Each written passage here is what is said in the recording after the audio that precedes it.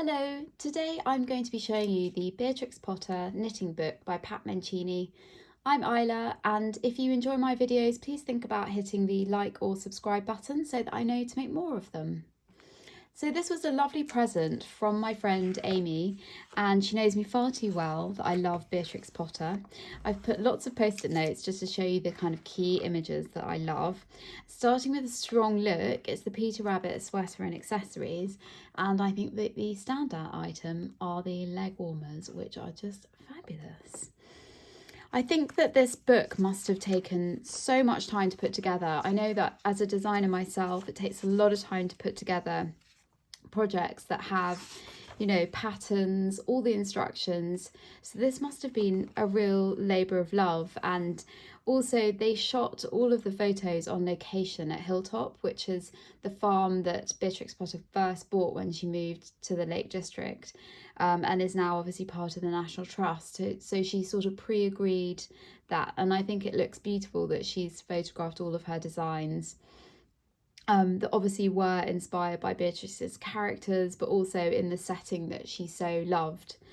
I love the little Tiggy Winkle jumper paired with the, I think that must be Liberty or Laura Ashley skirt on the little girl. So pretty.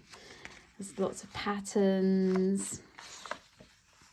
This Jeremy Fisher sweater is amazing, and in the introduction she also says that she wrote the book because she wanted to sort of design, I suppose, an antidote to sort of fast fashion and quite modern designs. She wanted very timeless knitwear, and I suppose they really do feel like designs that would be handed down, sort of knitwear kept for the next generation. I think they feel so special. She has got some plainer pieces, and actually this is made from Herdwick wool, which is the breed, the speciality breed of sheep that Beatrix actually kept and farmed herself. So I think that's a really nice, sweet touch. This is pretty fabulous.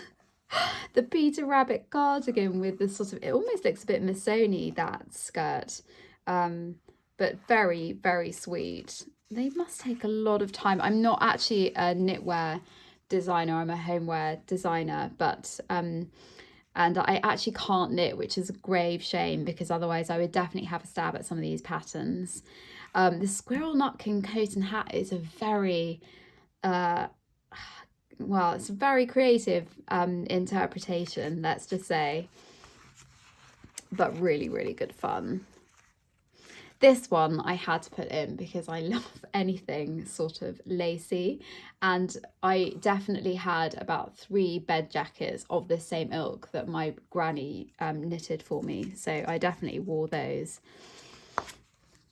This I would probably wear myself. I've actually got a Peter Rabbit jumper that I found, a vintage one, and but this I feel is very, very sweet design that somebody should definitely put back into production.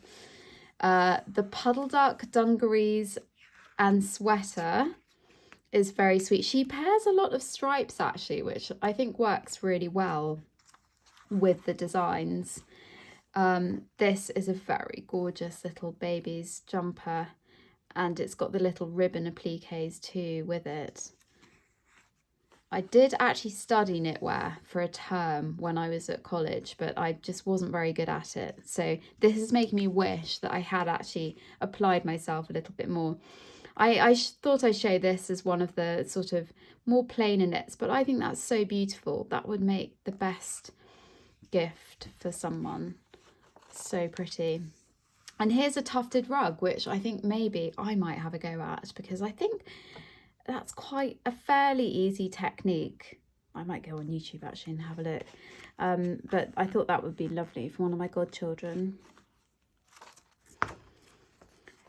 This is fairly fabulous. It's a strong, bold look for 2 little boys. The matching Scottish hats are excellent.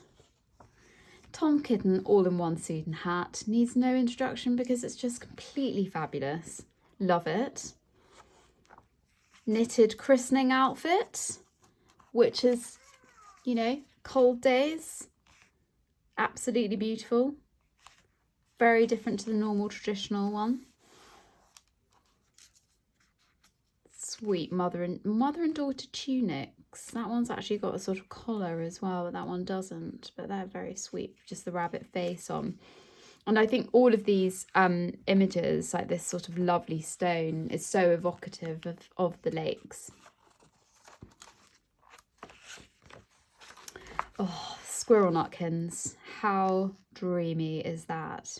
So good. There was so much good knitwear in the 80s. I think this book was actually produced, let me just check, 1987. Yeah. It was a glorious time. There's some exemplary knitwear in the 80s, for sure. This feels very Howard's End to me, the Merchant Ivory film in knitwear, which is very inventive. And here's another Herdwick one where she's used the Herdwick wool to knit with.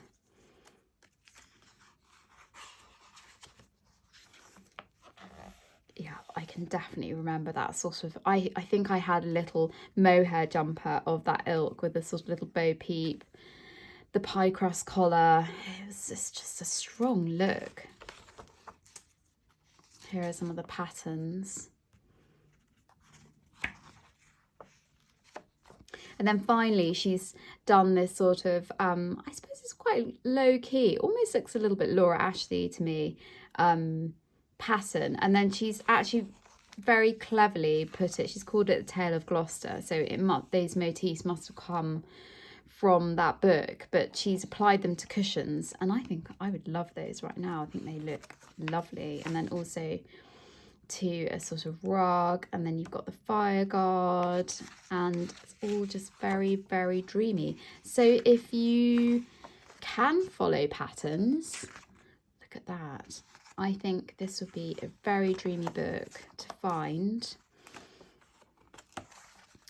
It's probably out of print, but I'm sure that you can find it somewhere. So that's Beatrix Potter's knitting book.